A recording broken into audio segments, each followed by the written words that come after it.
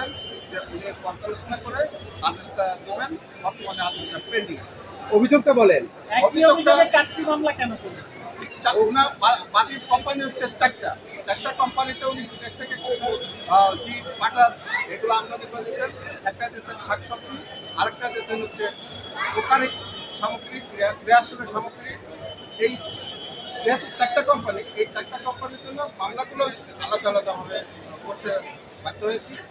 বাদী আসামির যেটা অভিযোগ হচ্ছে, বাদী যেটা অভিযোগ করেছেন যে উনি প্রথম যে মামলাটা ডিস্ট্রিবিউশন কোম্পানি, এই কোম্পানিতে উনি 4 কোটি টাকার মালামাল দিয়েছেন, মালামাল চালান সহকারে দিয়েছেন।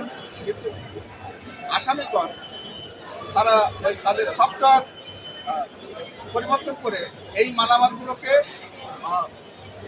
কম দেখিয়ে এবং মালামালগুলো নষ্ট দেখিয়ে ভুয়া ফেরত চালান করেছে। এই ভুয়া ফেরত চালানে আমার মক্কেলের কোনো স্বাক্ষর, আমার মক্কেলের প্রতিনিধির কোনো স্বাক্ষর বা আমরা কেউ জানি না।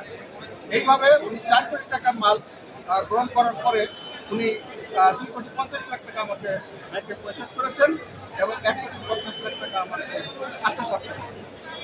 এই মালামাল সহ আমার যে স্টক আছে মালামাল এবং আরও যে পাওনাগুলো আছে, আমার মালামাল নষ্ট হয়েছে।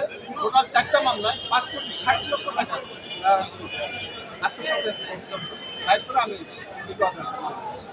বাদী আসুন, বাদী করলেন। বাদী কথা বলবে না।